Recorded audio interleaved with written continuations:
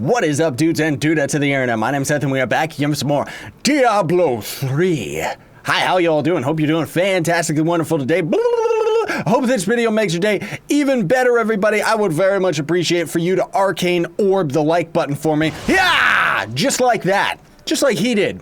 Do that in real life. I would very much appreciate it, everybody. Now, before we end up starting for today, I did want to show you all the merchant here because, again, I do have to try and keep in mind as best as I can that I know a lot of you haven't actually played any Diablo games. Well, I'm sure the majority of you that are watching probably have, but either way. So this is the merchant in town. You end up going to him and we can end up buying all these weapons and stuff like that. Rip me for thinking we needed money because it's shared across all of your characters, so the joke's on me.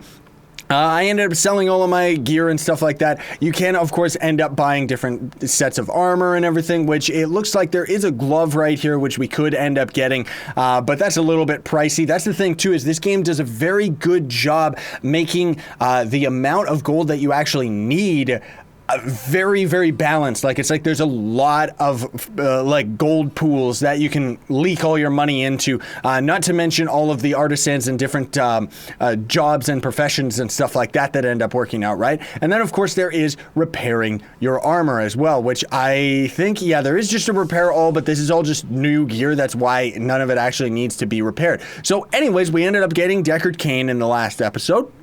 So we're going to be doing something else in the catacombs today. I think they do, like now we're kind of going down the line of getting towards the Skeleton King, Leoric, who they're kind of, I think anyways right now, I don't know if they actually are. I think they're talking about his background story, which even if they aren't, his background story is kind of like a cursed king and stuff like that. I don't really know it 110%, but I still really do enjoy the characters and style of this game for sure.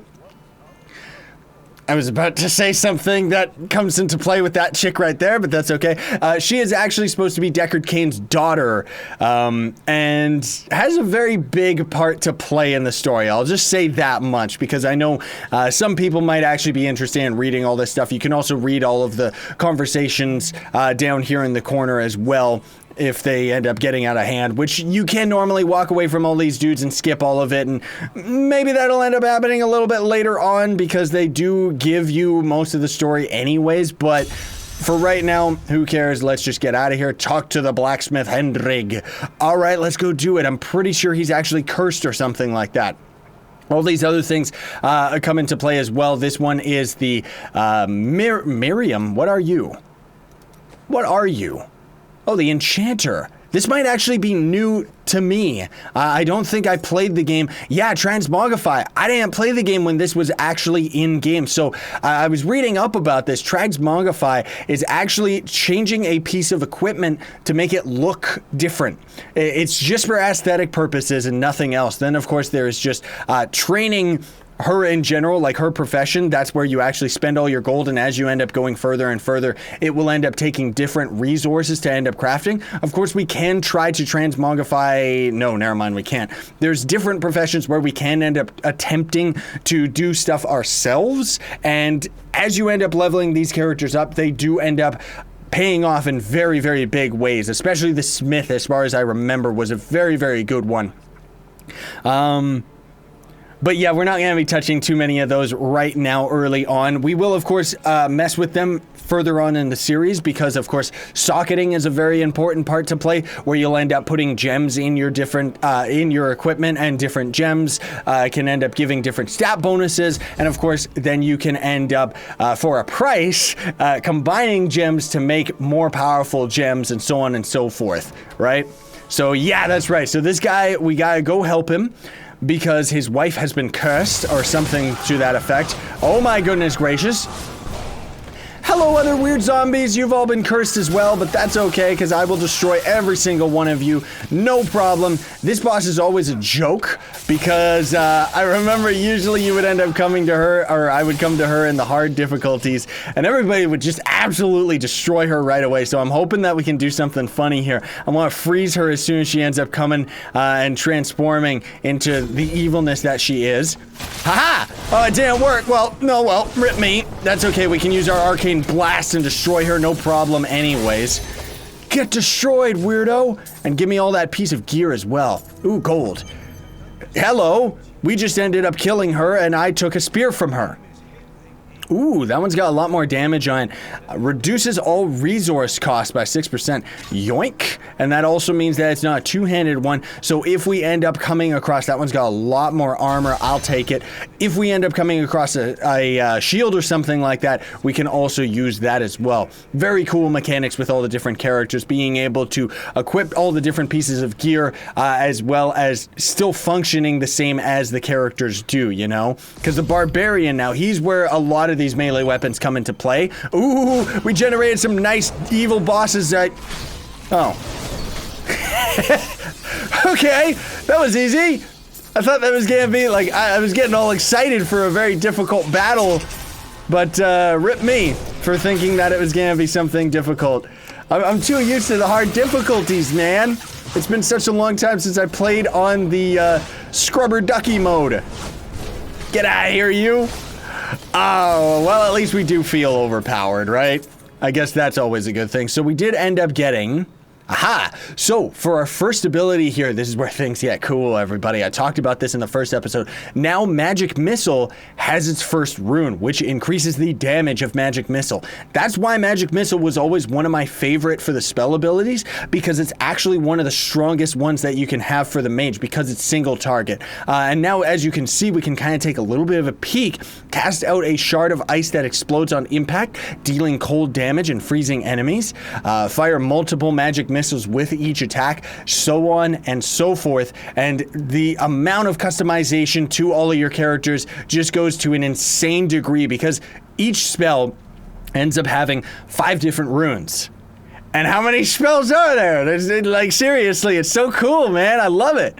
It just goes so nuts. And all of the different spells, as well, as you can see, our arcane shot, which we ended up using in the first episode, has a little bit of spikes coming out of it too, so it actually changes the visual effect of the spells and weapons as well. What is this little blood trail right here? Oh, that was actually a ragdoll of somebody. Ooh, random event. I like it. Come get me, Zomberts. Yeah. Oh, so cool, man. I love it. And this ability can end up being extremely good if you end up getting... So we got 19 kill streak right there, which ended up giving us a bit of experience as well. Really, really cool that they have little touches like that. So it really rewards the player for constantly going forward and actually like fighting and destroying the environment and stuff like that. Nothing feels useless. You know what I mean? Maybe at the late game, it's not as important, but you can still always end up getting that nice rare piece of equipment randomly through a chest, which as far as I've heard, I don't think... I think they changed it. I don't think that we disturbed the graves. That, oh my goodness. I don't think that the different mechanics, like Magic Find, I don't think it affects chest drops and stuff like that. The other thing, too, that we are going to end up seeing, which is very, very cool, everybody, is dynamic difficulty. Because that's actually a part in this game. If you've ever played like Left 4 Dead and stuff like that, it's very similar to that, where you can see we're starting to generate a lot more enemies and a lot more bang for our buck, just in all of these areas and stuff like that. That's going to end up happening as we end up going through these areas and just completely dominating the enemies further and further. I don't know how big a part it has to play in the normal difficulty, but I am noticing they are throwing a lot more enemies at us, which is really, really nice, because it's going to really add to the challenge of what's going on. What empty equipment slot? What is this? Reusable something or rather, and we can't actually equip that to our second slot, but we do have a magic glove, so that's actually not bad. Our character is very, very slowly starting to look a little bit more intimidating, but not really that much.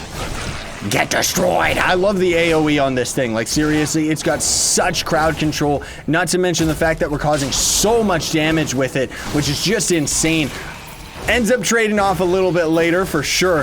The other thing, too, that I did want to mention, I completely forgot about that. As we were fighting those big enemies, love the visual effects, love the physics pushing everything away.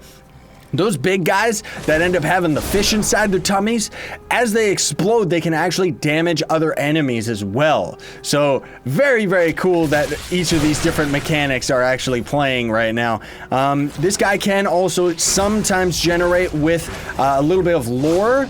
Oh, it looks like he actually did. It just auto-picked it up. Ah, that's right. I think that was actually something they introduced into the game, where now it actually just automatically picks it up or automatically gives it to the player, because I remember in the early versions of the game, I don't think that was a thing. Ooh, we got chain combo. Oh, I was trying to keep it going as much as possible. Now, as much as I like this arcane spell, I don't know if I want to be using it right now, because I did like the crowd control of the lightning that we ended up having. However, the damage of this spell, like I was saying earlier, ends up becoming a huge part to play in the late game, not so much right now at the beginning, because right now they're just kind of trying to introduce the player to all these different gameplay mechanics and the like that, right? Let's freeze these guys, which causes a little bit of damage, not too much. These guys are starting to get a little bit stronger. Good, we got a little bit of a boss generated right here. Do they have... Ooh, gotta stay out of that, stay out of the poison that they're generating. Get destroyed, Zombert boss. They can also generate certain boss enemies like the one that we just saw right there, where the enemy itself actually counts as 3 different enemies. So they'll actually synergize and chain their abilities together a little bit later in the game to make them a lot more difficult, whether it's a healing buff between them. Sometimes they'll actually have a molten chain that actually connects all of those boss enemies together, and if you end up standing in it, it's just very devastating towards the player. Like, seriously, just the amount of things that are in this game is just nuts. And there's so many things too, not necessarily that we've stumbled upon yet, although maybe we have, and I just haven't noticed, but there's a lot of new gameplay mechanics that, like, I stopped playing this game since they added the Paragon levels.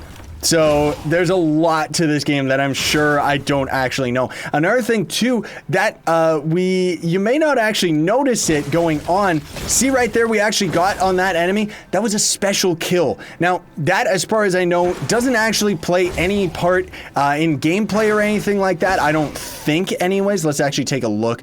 Cast a magic missile towards your enemy. No, it actually doesn't have a part to play. It's just a unique death animation for the ability that we are using. Just because. Just to kind of make it cool. So let's see if we can get it on this guy right here. Nope. What about that form? No. So sometimes they'll end up kind of exploding into a big ball of purple, and that is actually just a unique death animation. You know, because they have so many nice little touches like that, which is just fantastic. I'm hoping we can get another one right here. Where is it? Come on. Give me a unique death animation. Do it. Ah, screw it. Let's just use our arcane orb. Whatever. So, also, too, this is kind of what I was saying in the first episode with the environments being random generated. Some of it is going to be static. Like, even though this map itself and kind of the borders around it are going to be a bit random generated, and then not to mention the bosses and stuff like that. Oh my goodness, this guy might actually give us a little bit of a run for our money, because he's got a bunch of minions as well.